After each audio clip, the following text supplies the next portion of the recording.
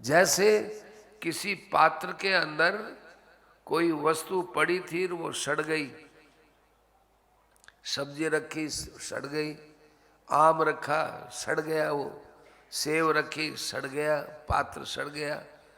तो हमने क्या किया कि उस पात्र को ऊंधा कर दिया, और ऊंधा करने के बाद वो सड़ा हुआ आम, जो भी सड़ी हुई चीज़ है वो निकल तो गई, लेकिन फिर वापस जब उसको सूंघते हैं तो उसमें बदबू आती है। ऐसे ही प्रायश्चित करने के बाद भी चित्त के अंदर वो बदबू नहीं निकलती, फिर पाप कर लेता है व्यक्ति। प्रायश्चित्तम अतो पार्थ, प्रायश्चित्तम अतो पार्थम मन्ये कुंजर शौचवत।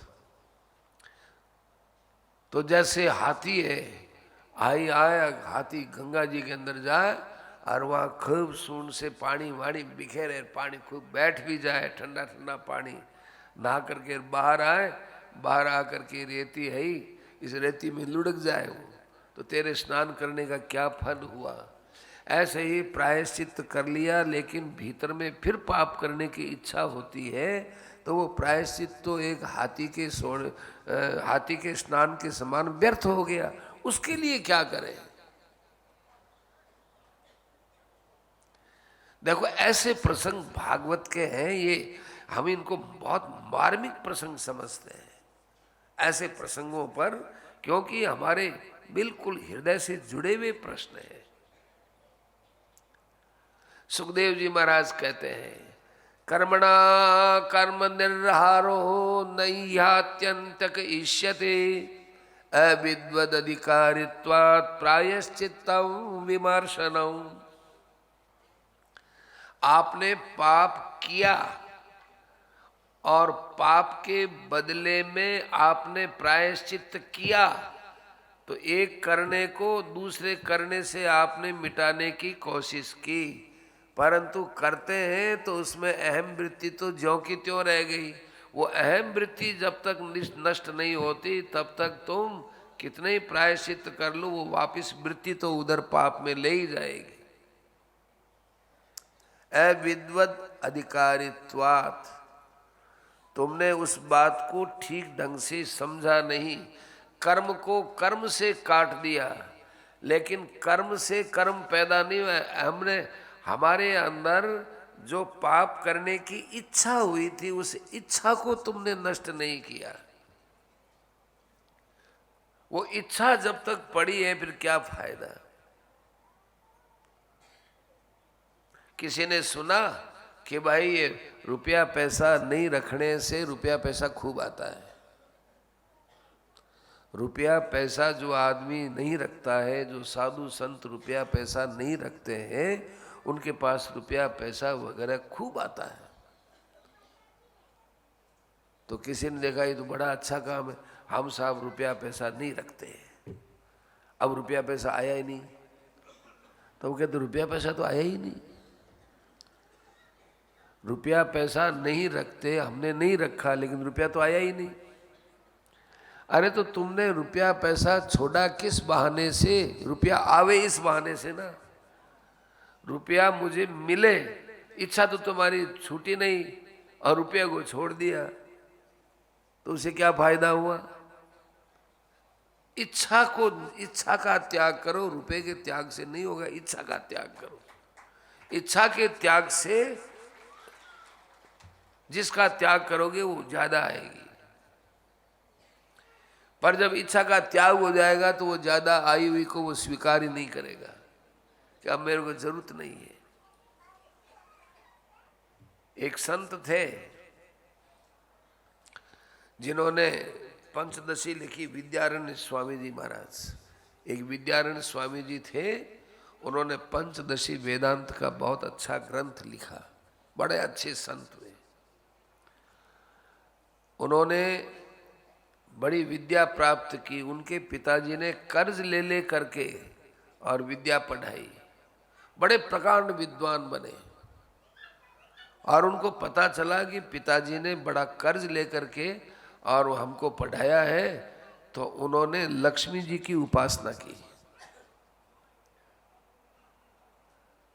थोड़ा बच्चे को संभालो भाई, सबको बाधा पड़ती है ना। इसमें बच्चे का दोष नहीं है, बच्चा बेचारा क्या करे। तो बहुत विद्वान बन गए वो। अब उनको पता चला कि भाई हमको तो हमारे पिताजी ने खूब ऋण लेकर के पढ़ाया है, तो ये ऋण माफ कैसे हो, तो लक्ष्मी की उपासना करो। अब लक्ष्मी की उपासना में उन्होंने बहुत प्रयत्न किया, लक्ष्मी जी आई नहीं। खूब उन्होंने लक्ष्मी जी की उपासना की, लक्ष्मी जी नहीं आए। अब लक्ष्मी जी आई नहीं तो अब उनको इतना दुख हुआ, उनका कि अब मैं सन्यास ले लेता हूं, नहीं आई तो सन्यास ले लेता हूं। उन्होंने सब छोड़ दिया गया। अब वस्त्र लाल कर लिए, गुरु से दक्षिणा, जो गुरु जी को दक्षिणा दे करके, गुरु बना करके अपना वो गंगा जी में स्नान वगैरह करके, और जब गंगा जी से बाहर आए तो उनके सामने एक स्त्री हाथ जोड़े खड़ी थी। तो उन्होंने पूछा, माता जी आप कौन? मैं लक्ष्मी देवी।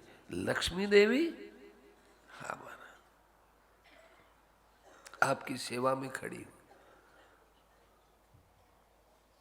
हाँ, वो आश्चर्य करें, इतने मैंने पुरस्चरण किए आपके, इतना मैंने अनुष्ठान किया, उस समय तो आप आई नहीं, भागते रहे, और अब मैंने सब कुछ छोड़ दिया, तो अब आप आकर के खड़ी हुई गई हो, अब हम क्या करें बताओ।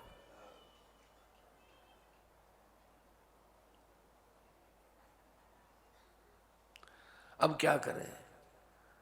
कहा कि देखो लक्ष्मी माता, हमने आपको बहुत याद किया, लेकिन उस समय आप आई नहीं, अब आप हमारे सामने आई हो, अब हमें आपसे कोई मतलब नहीं है।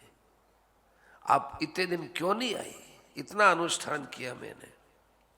उन्होंने कहा कि देखिए, मैं तो पहली अनुष्ठान में आ रही थी, लेकिन आपके अंदर इतनी इच्छा थी कि मुझे लक्ष्मी मिले, मुझे लक्ष्मी मिले, बड़ी इच्छा हो रही थी ना, इतनी ज्यादा इच्छा हो रही थी आपके, तो मुझे धक्का लगता था।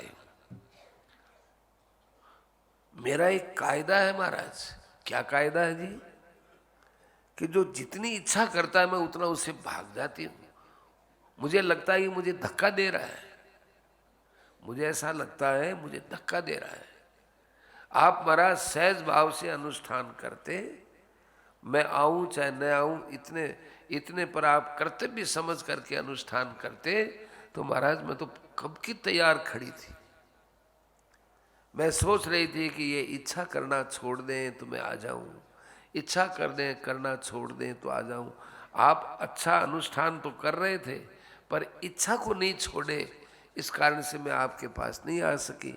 और अब आपने एकदम सर्वथा इच्छा छोड़ दी, तो नम्रता से आपके सामने खड़ी हूँ। आप मुझे अभी भी कोई आदेश दें, मैं क्या करूँ? अब मेरे आदेश देने के लिए भाई मुख आरंभ बंद हो गया, अब मैं मुख से कुछ बोल नहीं सकता हूं, अब चुप हूं मैं। अब कैसे बोलूं? संन्यास ले लिया मैंने। तो इसका अर्थ ये हुआ कि सज्जनों, ये संसार की हम इच्छा करते हैं ना, इच्छा करने से संसार भागता है। तो प्रायश्चित्तम विमर्शनम, सबसे बड़ा प्रायश्चित्त क्या है? तत्व का विचार, तत्व का विचार करो, परमात्म तत्व पर विचार करना, ये सबसे बड़ा प्रायश्चित्त है। प्रायश्चित्तम विमर्शनम, विमर्शन माने खूब विचार करना, तत्व पर विचार करना, भगवान के ऊपर विचार करना, तत्प्रायश्चित्तम विमर्शनम। खूब बढ़िया बताया कि अच्छा इतना भी नहीं होता है तो आप भगवान की भक्ति में लग जाओ, भगवान की भक्ति में लग जाओ। क्योंकि पाप किया, पाप करते समय आपका मन थोड़ा उस समय पाप के सुख में पिघल गया था, तो पाप के संस्कार पड़ गए। अब उस हृदय को भगवान की भक्ति में पिघलाओ, तो उस पाप के संस्कार निकल जाएंगे। देखो आप लोग ऐसा समझ लो इसको कि कोई आदमी मोम की फैक्ट्री में काम करता है। मोम की फैक्ट्री है, उसमें काम कर रहा है, जिसमें मोम को पिघला पिघला करके और मोमबत्ती बनाना, दीपक बनाना, कुछ करना, ऐसे मोम की फैक्ट्री में काम करता है। और उसके अंगूठी, एक अंगुली में अंगूठी है, तो वो खूब बढ़िया मोम को तपा रहा था और उसकी अंगूठी जो है उस मोम के अंदर गिर गई, पता रहा नहीं। अब मोम ठस हो गया। अब देखता है कि मेरी अंगुली में वो अंगूठी थी, वो अंगूठी कहाँ गई। मारवाड़ी लोग उसको बींटी बोलते हैं। वो बींटी कहाँ गई मेरी, जिसमें तो मेरा हीरा भी था एक। तो भाई कौन से घाण को गर्म किए, कौन से घाण को, तो ये घाण गर्म किया था। तो अब ये ठस गया, तो अब इसको वापस गर्म करो। तो वापस गर्म करने से मोम पिघलेगा कि नहीं? पिघलेगा। जो ही मोम पिघलेगा वो अपनी अंगूठी मोम के अंदर दिख आएगी। ऐसे ही पाप करते समय मनुष्य का हृदय पिघलता है। भोगों की रुचि होती है, सुख की इच्छा होती है, तो हृदय पिघलता है। तो पिघले हुए हृदय में भोगों के सुख का संस्कार बैठता है।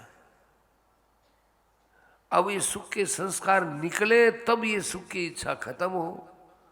तब क्या करें, इसको बाहर कैसे निकालें? अभी तो मजबूत हो गया ये मोम की तरह, क्या करें? इसलिए चित्त को मोम की तरह बताया है।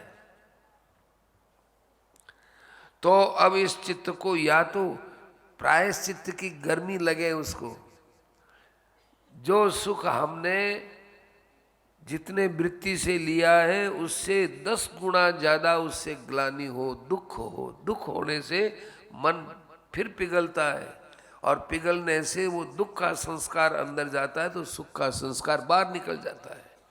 और या फिर बहुत प्रेम के अंदर भगवान की भक्ति में अपने हृदय को लगा ले। केवलया भक्त्या, इसमें लिखा है केचित केवलया भक्त्या वासुदेव परायण अगम धुन्वंति कार्त्स्येन निहारमिव भास्कर है। जैसे सूर्य उदित हुआ तो कोहरा सब छट जाता है, ऐसे ही भगवान की भक्ति हो जाने के बाद सारे पाप नष्ट हो जाते हैं। पाप नष्ट हो गया, संस्कार सब नष्ट हो गए, पार पड़ गए, अपना काम हो गया। कृष्णार्पित प्राणस्तत्पुरुष निषेवया, भगवान के लिए सब कर्म करो, और जो भगवान के तत्व को जानने वाले महापुरुष हैं उनकी सेवा करो। नई अपडेट्स पाने के लिए जय श्री लाइव टीवी के YouTube चैनल को सब्सक्राइब करें और नोटिफिकेशन बेल पर क्लिक करके वीडियोस का आनंद लें।